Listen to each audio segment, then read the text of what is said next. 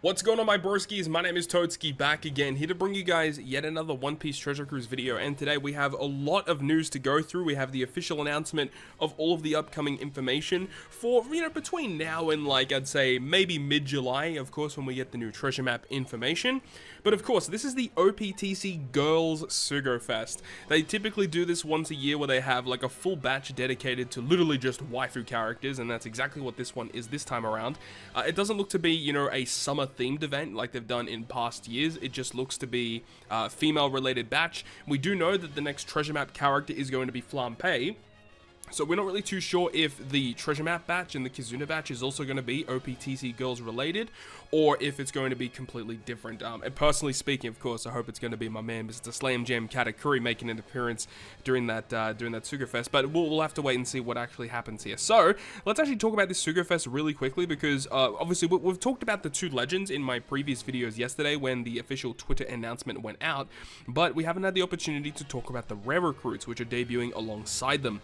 So two Dex rare recruits here. We've got Boa Hancock, who is a Dex cerebral fighter. Captain ability doesn't really matter. The special ability reduces despair by 6 turns, which is very good. It says that if the crew has healed 20,000 HP beyond the crew's max HP before you launch the special, it then reduces damage threshold by 6 turns. Not a big fan of this at all. It's just really finicky to use, and if you don't basically build around, getting that HP recovery, then this effect is kind of redundant. It also says that if you've healed beyond that point, you also will get cerebral and fighter characters get the chain growth rate, depending on their normal attacks, up to 0.5. So if they hit a perfect, they hit a 0.5 extra instead of 0.3, so that's obviously good. And that lasts for 2 turns, actually. That's pretty good. So if you don't reach the HP threshold of healing when you launch the special, then you still get 5-turn removal of threshold, and you get a 1.0 chain addition. It's fine. I mean, the chain addition's nice. I mean, the chain growth rate, which can stack well with other things. It's just you need things to go in your favor in order for this to actually be useful. Unfortunately, Boa Hancock doesn't really get access to a lot of good supports, so I would love to see more supports for Boa Hancock, because she just doesn't get that many. So she seems okay. Her crewmate ability heals 500 at the end of the turn. That's obviously very good, allowing you to get the healing back a lot easier, which makes sense. And then strength slots beneficial to cerebral fighter. That's a very good crewmate ability. Not too many characters make strength slots beneficial. And for her potential abilities, recovery bind as well as hunger removal, so you always got to respect that. Her support effect attaching to only Luffy at the start of battle 3, heal 5,000 HP. Now, this might not seem that good at surface level, but this will have implications in the future. Like, these healing supports are sometimes very, very useful to have. So I kind of think that this is just an okay support. It's going to be very niche, but sometimes you're going to need a healing support, okay? So it's not the worst. And especially with Rush Sugo Special being as big as it's going to be, obviously, when they release more and more characters with it, healing supports might become more useful, okay? So Boa Hancock seems just okay in my eyes. Next we have Shinobu, who is a Dex cerebral shooter.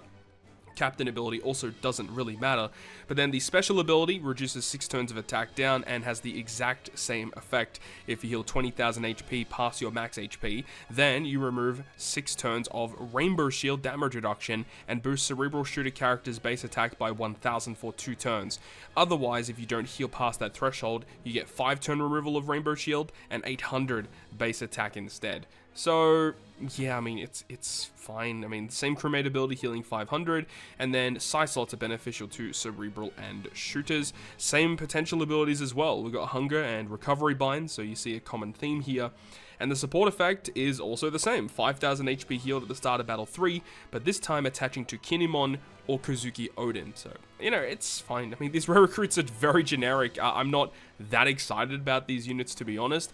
Obviously now that it's been basically 24 hours since we've had the information of these two units, these units are pretty good still. It's just the fact that, these units, I don't really see them being used all that much, personally speaking. I think they're okay, but we'll have to wait and see how things move on in the future.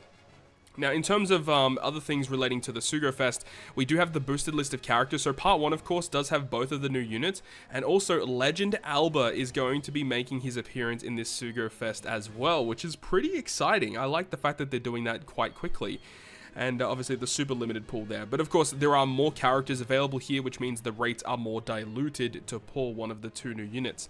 If you move on to part 2, this is the part where it's focusing on Robin and Koala, the new dual unit, and Queen is making their appearance here on part 2, along with all of these other units, as well as Rayleigh Gaban, which you got to respect as well.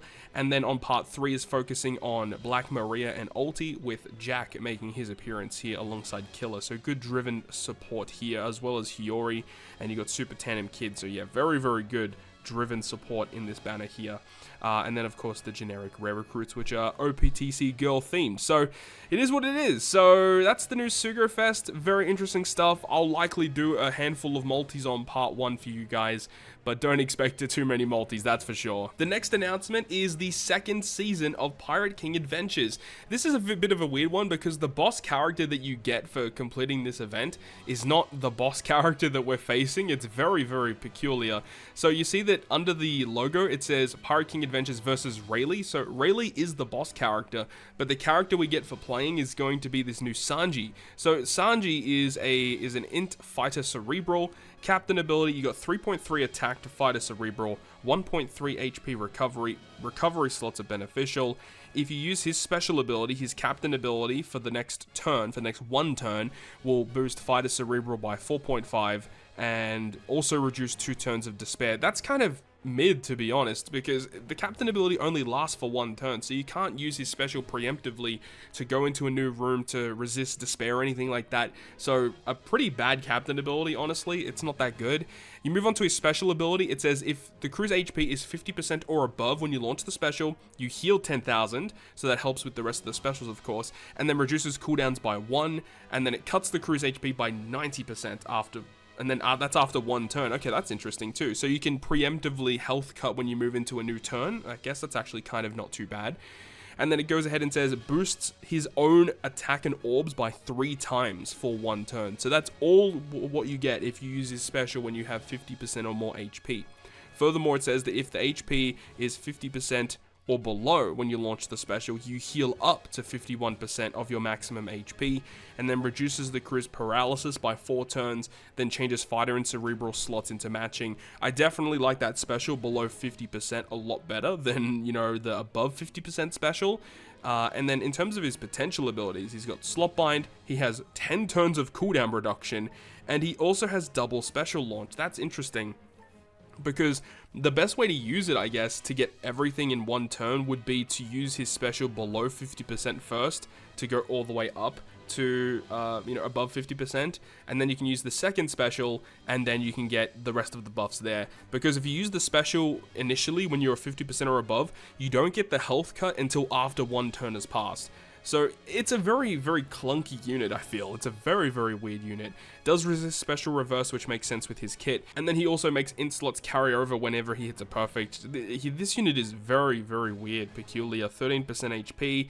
He does have rumble stuff as well. I'm not expecting it to be good. Sight int buffs and 26 CT. Yeah, very low damage output. Yeah, not really that important. So that's the new Sanji that we're getting for Pirate King Adventures. And I gotta say, so far, these free-to-play units from PKA have been very mediocre. We had the Roger that came out last time, and he honestly wasn't really that good, and this Sanji feels like the same level. I feel like these units should be a lot better than what they currently are, but unfortunately, we're not really getting anything too crazy.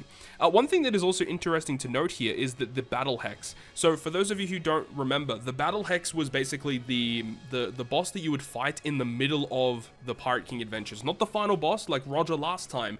During last season, we had Odin in the middle of the adventure. And this is what the Battle Hex is.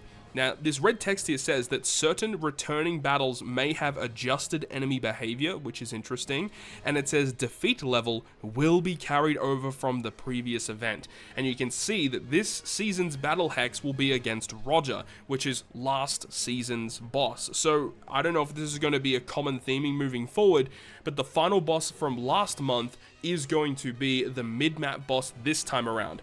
Which ultimately means if you have the boosters from that previous month, then you are going to have an easier time killing Roger, because obviously he is focused around using the characters from the previous batch. So this is going to be interesting moving forward, because it basically means that when you build these teams in these PKAs, you actually want to save the team that you build so that you can use it again in next month.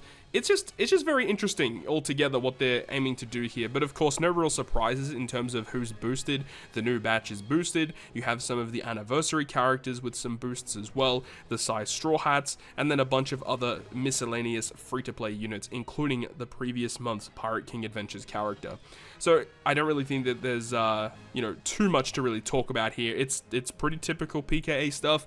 Obviously, they gave us information in terms of a survey that we could talk about to give our feedback in regards to Pirate King Adventures, so we really hope that they can take that on board so that they can improve this game mode even further. Furthermore, we have the Grand Party Rumble season, which is starting on June 27th, and this is a really interesting season here as we go over to the rulings, which is somewhere around here. So when we have a look at the Rumble season this time for Grand Party, Cerebral get level 8 attack, so they're really trying to push that Cerebral team. Driven, level 5 CT increase, so it's another one of those seasons. Slashers are going to receive level 5 speed increase, that's fascinating. Quick receive level 5 HP increase, so the Quick Cerebral team could be a little bit annoying to take on. But then it says that Dex characters receive level 6 health down and level 3 CT speed down. And then when the leader is present, Cerebral get level 4 defense. So yeah, this is a very fascinating looking event period here. But one thing I also want to talk about with you guys in regards to Grand Party is that due to an unforeseen error here, it actually says that in response to the error making winning Grand Party match to become more difficult than intended, Grand Party will only require 12 victories to obtain all the rewards until the fix is implemented. So once again, One Piece error crews coming in clutch. Due to an error which had allowed certain characters to launch their GP skills more times than was, you know, actually allowed.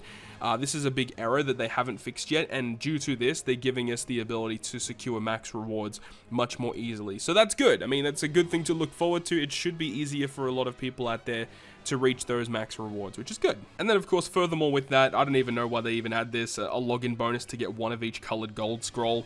If these people that actually run the game knew and actually understood how much Rumble EXP it takes to fully max a character in Rumble, these rewards would be buffed pretty quickly. But it seems like these people don't know what they're talking about, as, you know, we're getting one of each color scroll, which is essentially a drop in the pond. It's literally nothing. Furthermore, with that, there is going to be a login bonus for the OPTC Girls Celebration. So we get 20 Rainbow Gems just for logging in, which is honestly pretty good. And then, of course, the update to all of the Legend tickets moving forward for the month of June, so June 25th to July 28th.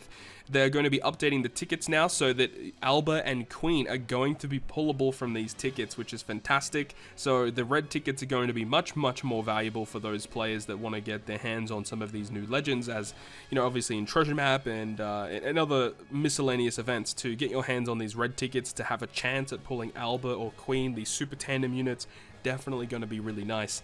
So that's awesome that they're adding Alba and Queen so quickly. So very much looking forward to pulling more red tickets, because those are definitely the characters you'd want to be hitting. So with all of that being said, that is going to wrap it up from me. There are some additional information that we will be talking about in other videos, but I didn't want to cram this video with too much information. So there's going to be another video moving forward here where we're going to be talking about the new ship upgrades, as well as the new level limit breaks, which are very interesting to talk about. So hopefully you guys did enjoy this video today, and if you guys did, make sure to go ahead and leave a like. And if you want to stay up to date with all the content that I post on my channel, including more One Piece Treasure Cruise content, then make sure to hit the subscribe button down below. On that, guys, I'll see you guys within the next video.